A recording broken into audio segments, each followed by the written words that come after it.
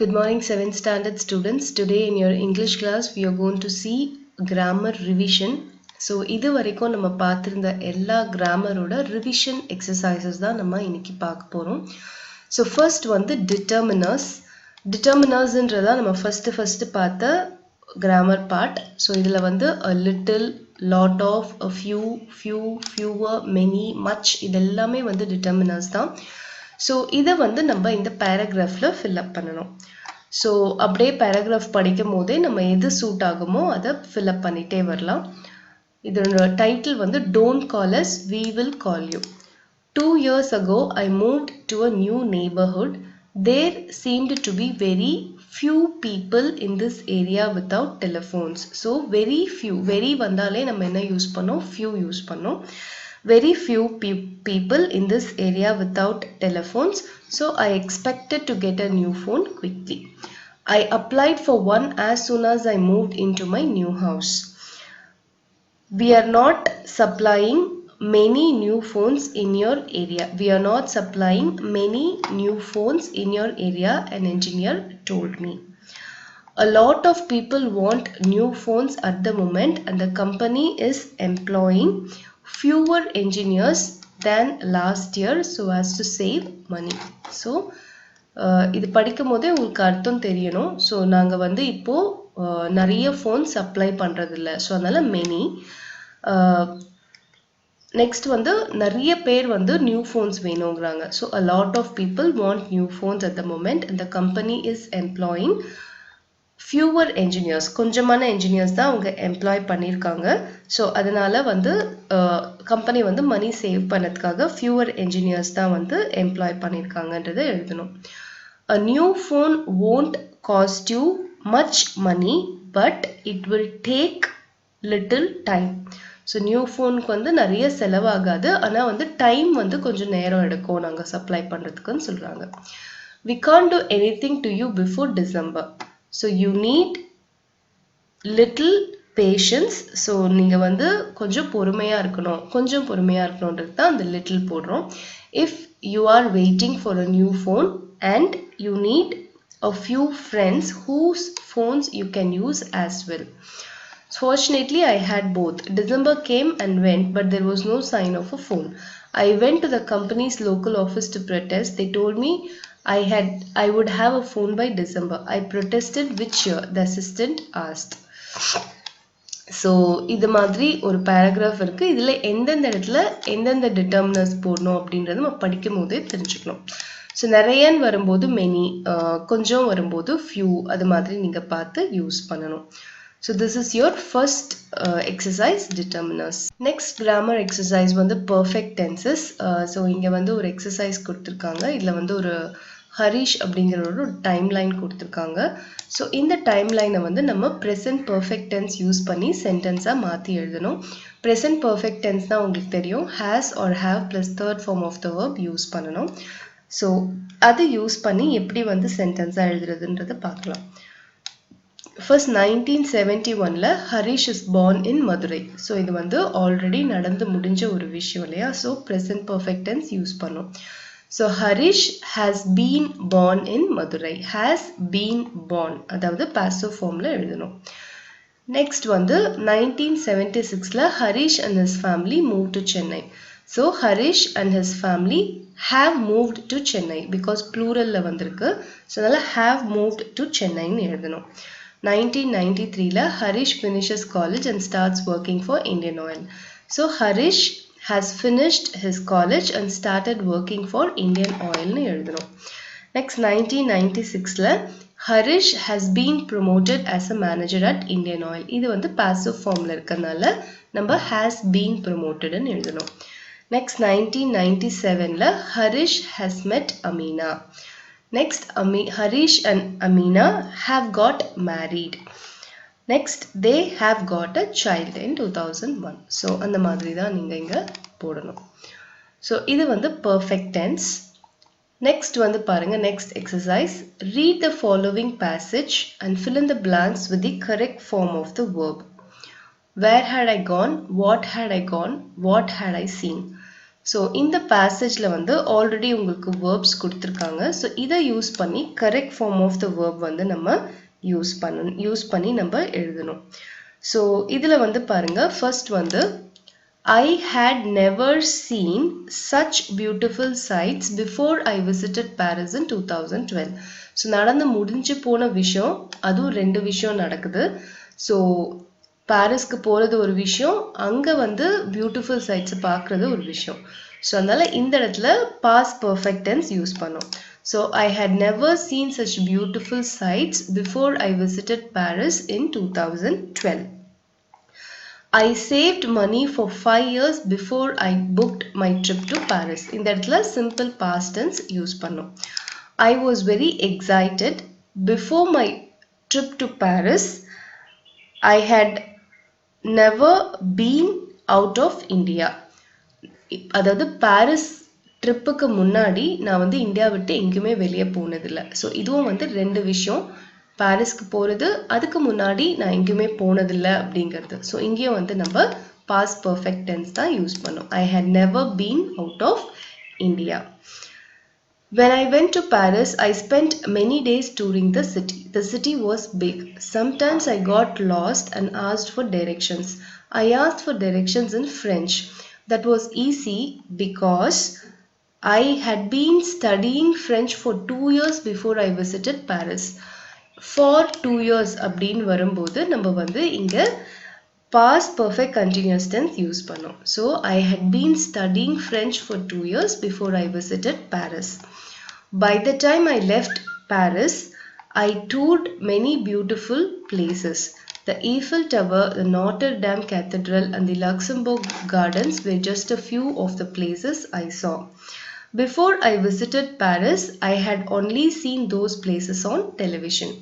So Paris போகிறதுக்கு முன்னாடி நான் அந்த இடத்தெல்லாம் டெலிவிஷனில் மட்டும்தான் பார்த்துருக்கேன் அப்படின்றது. So I had only seen past perfect tense. இது வந்து பார்த்தீங்கன்னா ஃபுல்லாகவே வந்து உங்களுக்கு வந்து past perfect tense and past tense தான் நம்ம யூஸ் பண்ணிப்போம். ஒரே ஒரு இடத்துல மட்டும் past perfect continuous tense use பண்ணிப்போம். ஸோ இது வந்து ஃபுல்லாகவே வந்து பாஸ்ட் டென்ஸ் யூஸ் பண்ணி எழுதுகிற மாதிரி இருக்கிற ஒரு பேசேஜ். நெக்ஸ்ட் கிராமர் வந்து பார்த்தீங்கன்னா ப்ரிப்பசிஷன்ஸ் நம்ம முன்னாடியே பார்த்துருந்தோம். ஸோ இங்கே வந்து டோட்டலாக 8 பிக்சர்ஸ் இருக்குது. ரேபிட் அண்ட் பேக் யூஸ் பண்ணி 8 பிக்சர்ஸ் இருக்குது. இந்த 8 பிக்சர்ஸ் யூஸ் பண்ணி நம்ம 8 சென்டென்சஸ் யூஸ் பண்ணோம், ரேபிட் எங்கே இருக்குது அப்படின்றத இண்டிகேட் பண்ணி. ஸோ ஃபர்ஸ்ட் ஒன் பாருங்க, the rabbit is behind the bag. Rabbit எங்கே இருக்குது? பேகுக்கு பின்னால் இருக்குது. பின்னாலன்னு வரும்போது behind the back.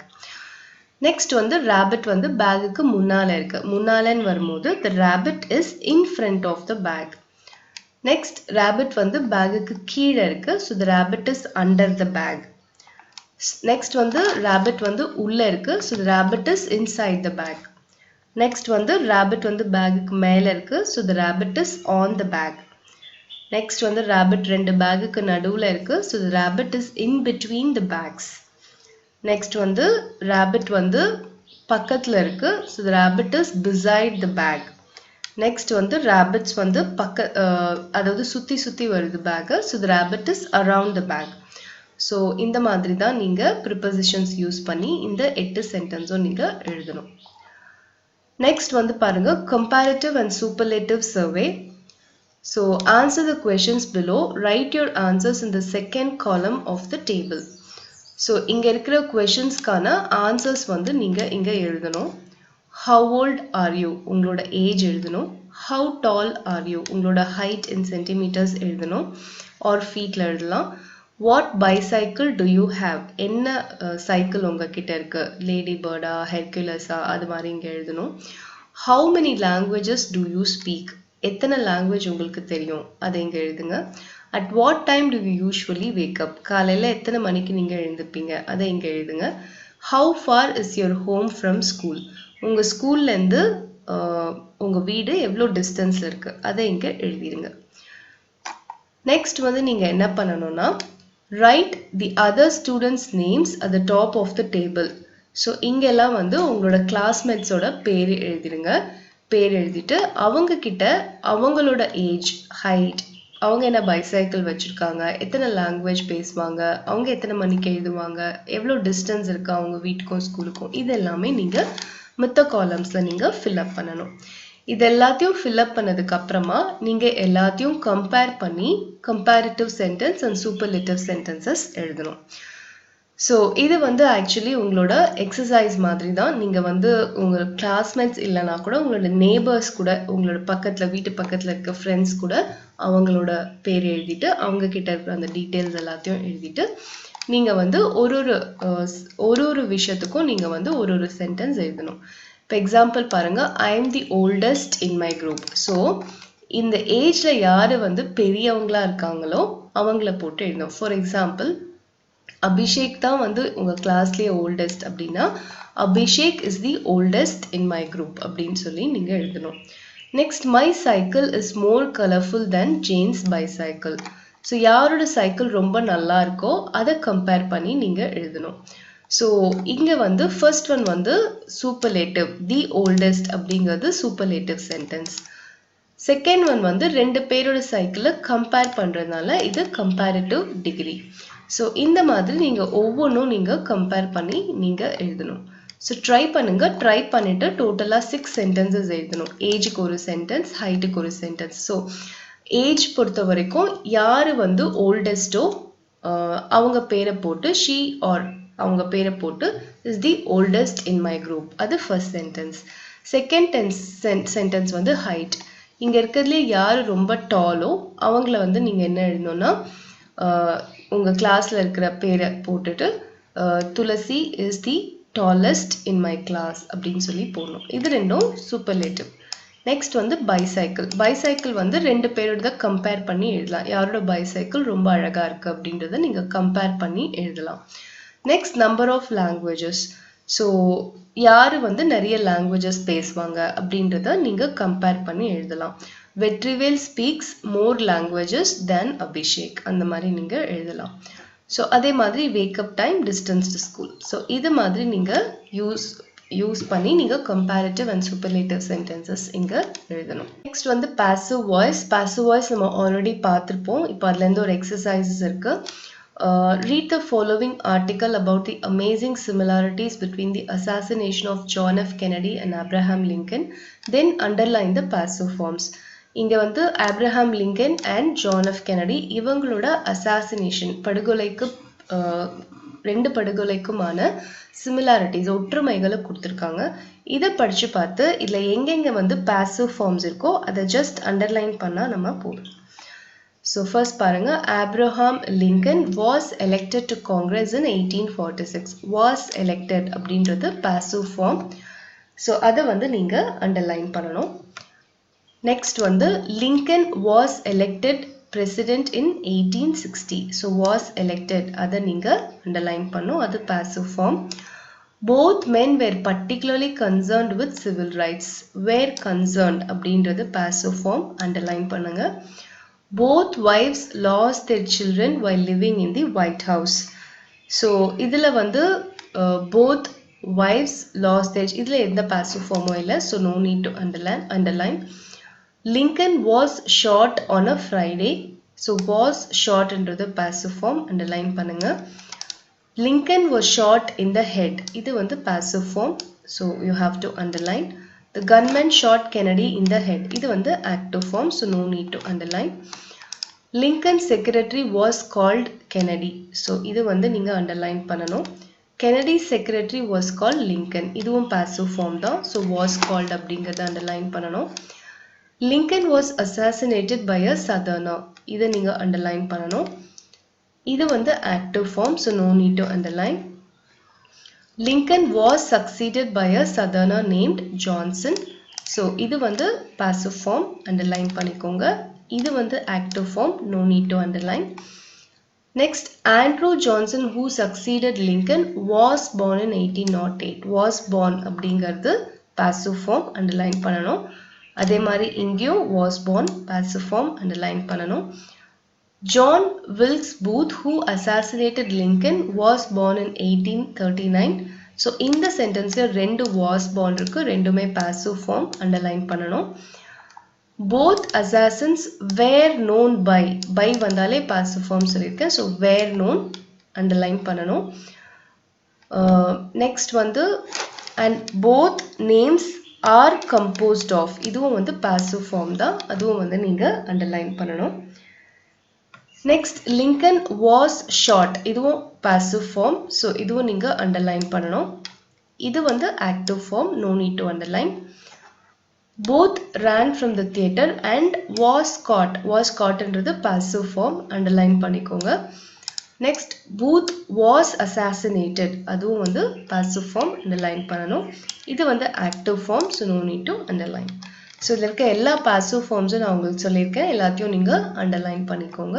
These are the passive forms in this paragraph. Next last exercise in your grammar is reported questions. So இங்க வந்து answers கொடுத்திருக்காங்க, இதுக்கான questions வந்து நம்ம frame பண்ணணும். So Jane told Bessie that she would hide herself in the library with Uncle Reed's book.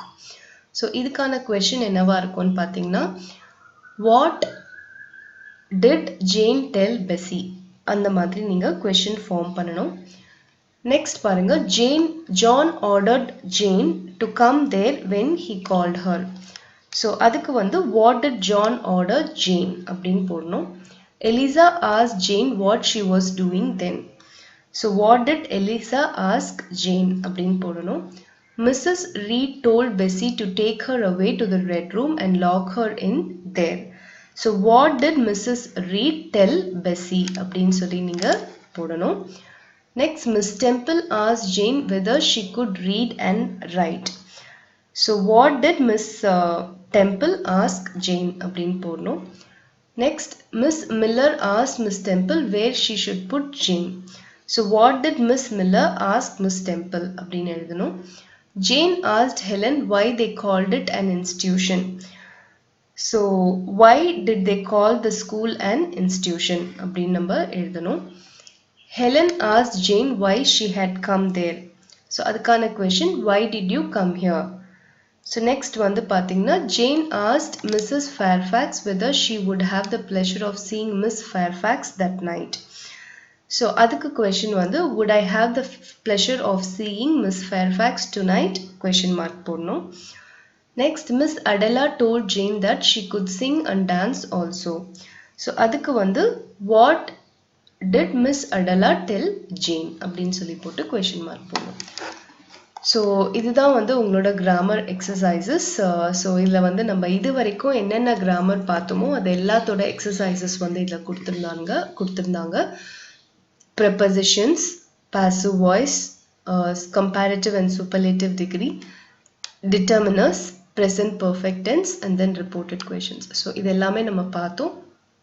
So go through பண்ணி பாருங்க. என்னோட ஆன்சர்ஸ் எல்லாமே நான் வீடியோட எண்டில் கொடுத்துருக்கேன், நீங்கள் நோட் டவுன் பண்ணிக்கலாம். And if you have any doubts please comment me, I will clarify your doubts. And thank you for வாட்சிங் திஸ்.